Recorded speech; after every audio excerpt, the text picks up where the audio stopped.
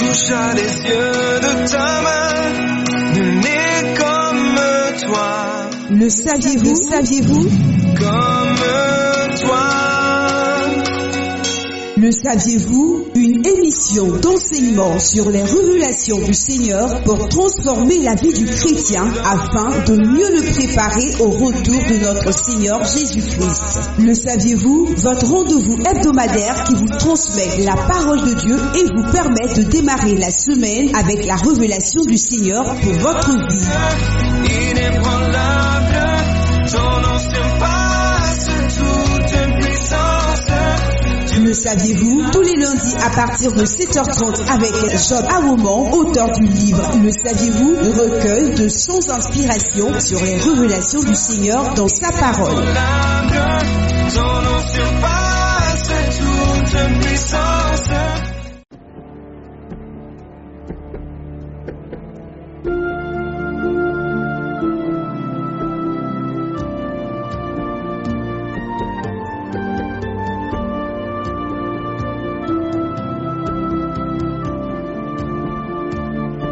Alléluia, soyez bénis au nom puissant de notre Seigneur Jésus-Christ.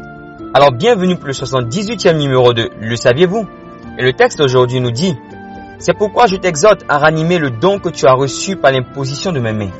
2 Timothée 1 verset 6. Nous ne pourrons pas pleinement faire luire notre lumière devant les hommes si nous n'utilisons pas les dons physiques et spirituels que le Seigneur nous a donnés. Le Seigneur dit que c'est notre responsabilité de ranimer les dons qu'il nous a donnés et de les chercher quand nous n'en avons pas. Recherchez la charité, aspirez aux dons spirituels, mais surtout à celui de prophétie. 1 Corinthiens 14, verset 1. On va prier le Seigneur. Seigneur, nous te disons merci pour ce thème. Fais-nous vivre l'expérience des dons spirituels et que nous prospérions à tous égards comme prospère l'état de notre âme. Amen. Alors aujourd'hui, on va aller très vite. J'ai beaucoup de choses à dire. Qu'est-ce que les dons spirituels? Les dons spirituels, ce sont des capacités que Dieu donne à ses enfants en vue de poser des actions surnaturelles pour l'avancement du royaume et pour l'édification du corps de Christ. Alors dans 1 Corinthiens 12, verset 1, il est écrit: pour ce qui concerne les dons spirituels, je ne veux pas, frères, que vous soyez dans l'ignorance. Quand vous allez dans le grec, le mot don qui est charisma n'est pas écrit au verset 1. C'est plutôt écrit pneumatikos, c'est-à-dire qui fait référence à pneuma, qui fait référence à l'esprit. Dans ce que Paul disait, c'est en ce qui concerne les choses qui ont référence à l'esprit, ou en ce qui concerne les manifestations de l'esprit, ou encore en ce qui concerne les choses de l'esprit, je ne veux pas que vous soyez ignorants. Maintenant, à partir du verset 4, il commence à parler des choses de l'esprit. Il dit, verset 4, il y a diversité de dons, c'est-à-dire charisma, mais le même esprit. Verset 5, diversité de ministères, mais le même Seigneur. Verset 6, diversité d'opérations, mais le même Dieu qui opère tout en tous. On va parler des dons tout à l'heure. Les ministères, on les connaît. Il s'agit du ministère des apôtres, des prophètes, des docteurs, des pasteurs, des évangélistes. Alors les diverses manières d'opérer, c'est quoi? Il s'agit en fait de la manière d'utiliser un don ou d'exercer un ministère. Prenons par exemple le don de guérison. Quelqu'un peut toucher les malades et ils seront guéris. Un autre peut parler, dire lève-toi et marche, et les gens seront guéris. Un autre, pendant qu'il enseigne, les gens seront guéris. Un autre, c'est son ombre, comme Pierre, qui guérit les malades. C'est ce qu'on appelle des manières d'opérer différentes. Et c'est le Saint-Esprit qui le fait. Quelques-uns, vous sentez la douleur de celui pour lequel vous voulez prier. Vous sentez l'endroit où il a mal. Mais d'autres, ils ne sentent rien, mais ils entendent à leur oreille l'endroit où la personne a mal.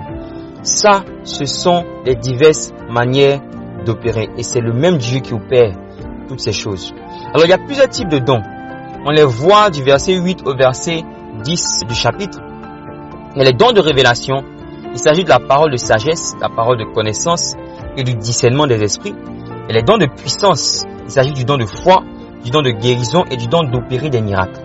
Alors, quelques-uns vont me demander comment se manifeste le don de foi. Alors, je vais donner un exemple auquel tout le monde peut faire référence. Les disciples, dans les évangiles, prennent la barque et ils dévancent Jésus en pleine nuit. Et la Bible nous dit que Jésus marche sur l'eau à leur rencontre. Voici une manifestation du don de foi. Il y a aussi les dons d'inspiration. Il s'agit du don de prophétie, de la diversité de langues et de l'interprétation de langues. À ce stade, il faut faire la différence entre la diversité de langues et le parler en langue, ou la prière en langue. Il est possible de prophétiser en langue, et même dans plusieurs langues. Et c'est pour cela que le don d'interprétation des langues est utile. Et c'est pour la même raison que le don de prophétie et des langues sont mis dans la même catégorie. La deuxième raison pour laquelle il faut faire la distinction, c'est parce que les dons servent à l'utilité commune. Il y a une différence entre prier en langue et prophétiser en langue. L'un sert à l'édification personnelle, l'autre sert à l'utilité commune. Quand il n'y a pas d'interprétation des langues, la prophétie en langue devient presque inutile dans l'assemblée. Les deux vont de pair, interprétation des langues et prophétie en langue. Mais je crois que le parler en langue est aussi un don.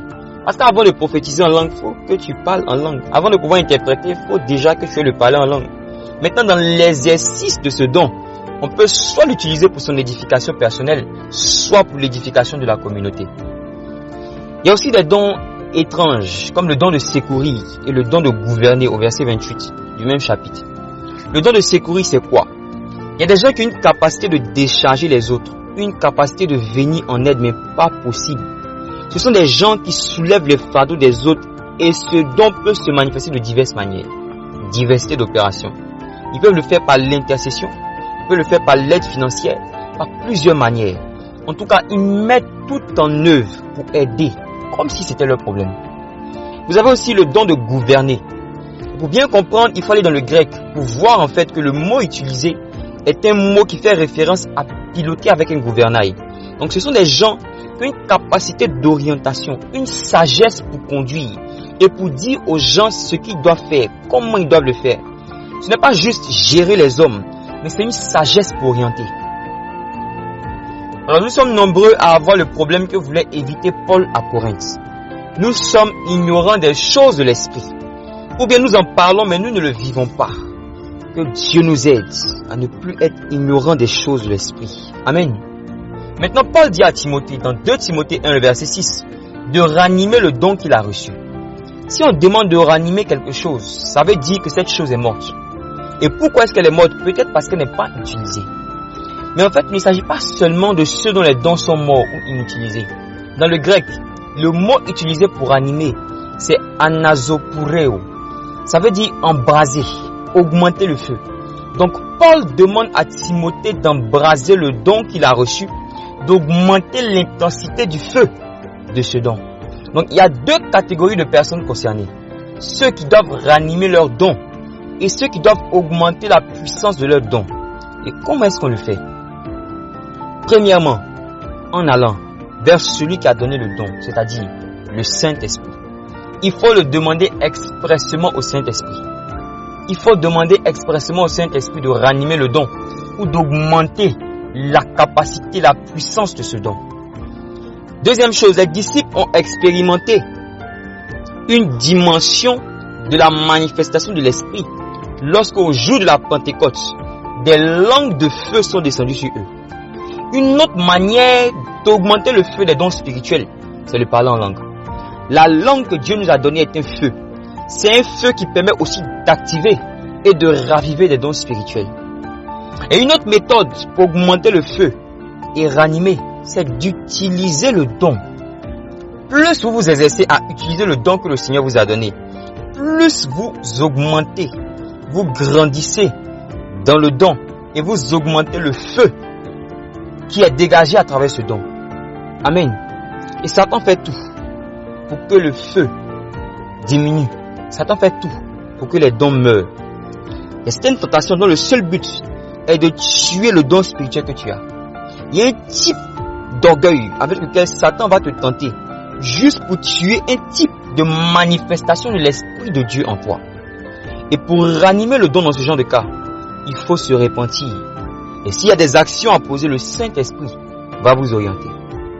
Maintenant, quelqu'un peut demander pourquoi je n'ai pas parlé des visions. La vision fait partie des choses de l'Esprit, effectivement. Mais ce n'est pas un don. Quand vous lisez le chapitre 12 de Corinthiens, il parle des choses de l'Esprit.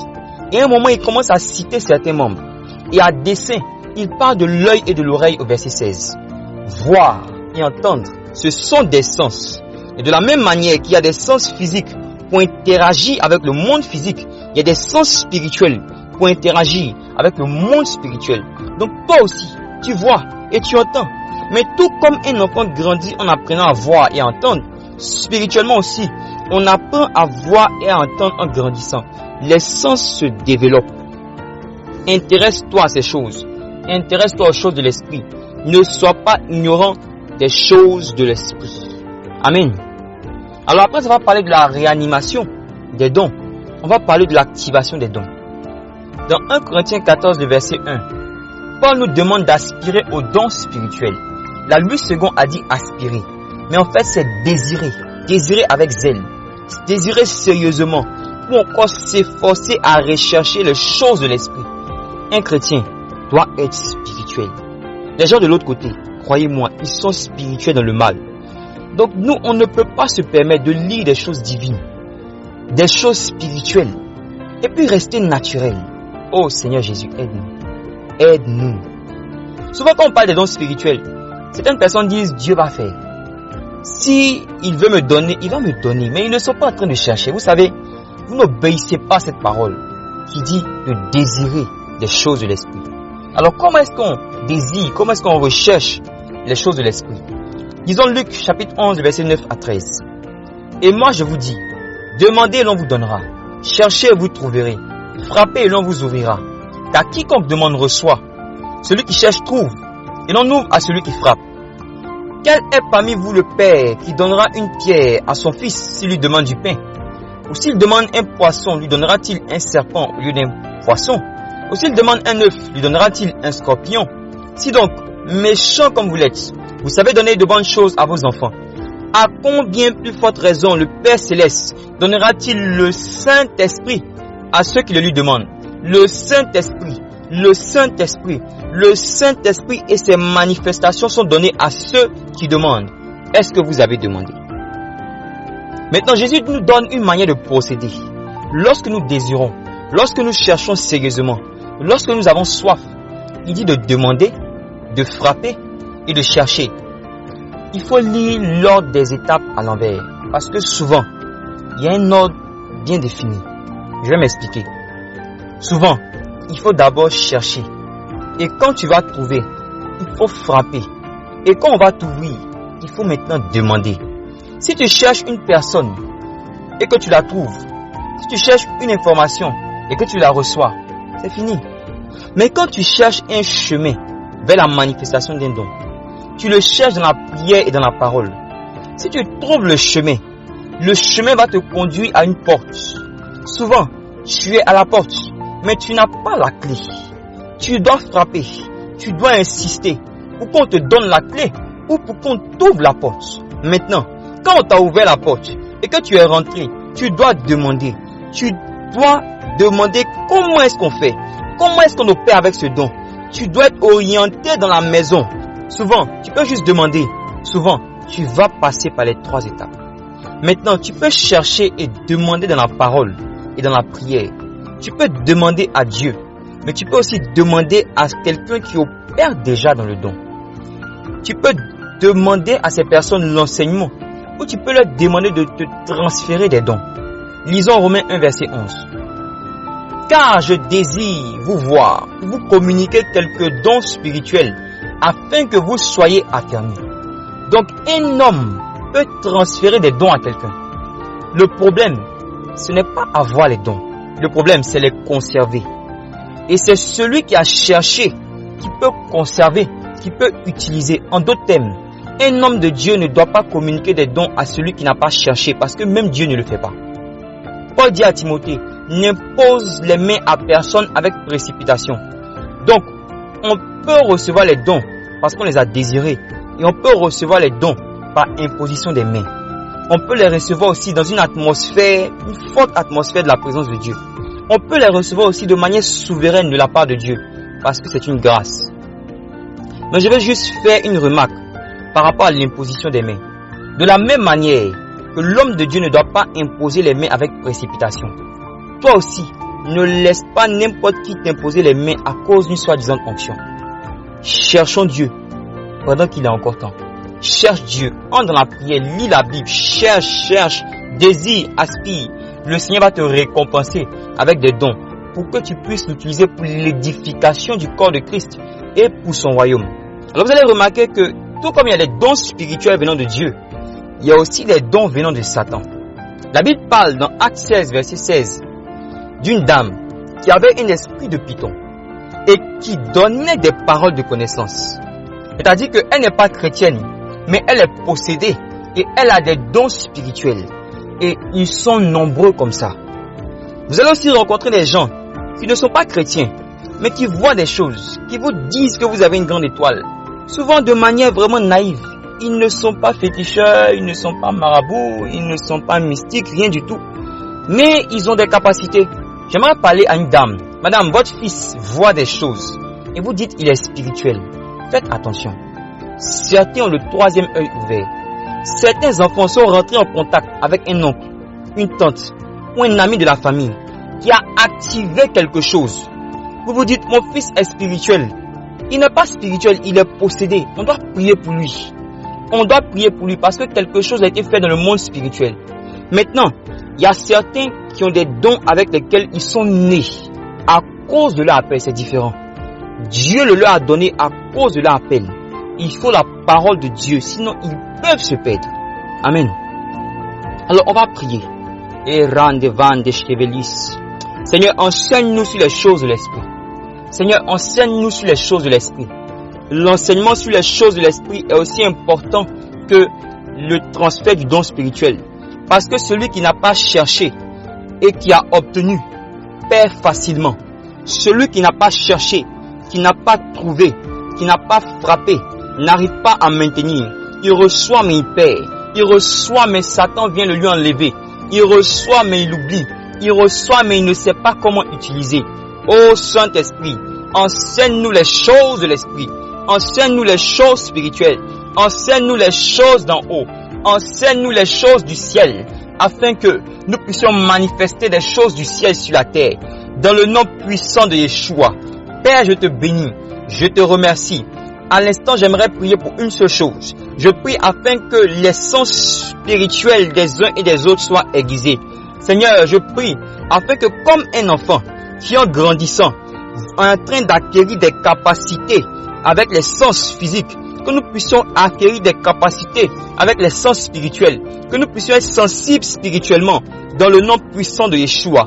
Merci Saint-Esprit, c'est en ton nom que j'ai prié, Seigneur Jésus. Amen. Alors merci beaucoup de nous avoir suivis. Vous pouvez vous connecter sur notre page Telegram, sur notre chaîne WhatsApp, sur notre chaîne YouTube, sur notre page Facebook en tapant Le Croyez-vous. C'est Le Croyez-vous et non Le Saviez-vous. Nous partageons des exhortations hebdomadaires pour l'édification du corps de Christ. Et sur certaines de nos plateformes, vous pouvez retrouver l'enseignement d'aujourd'hui. Alors merci beaucoup de nous avoir suivis. On se retrouve la semaine prochaine pour un autre numéro de Le Saviez-vous.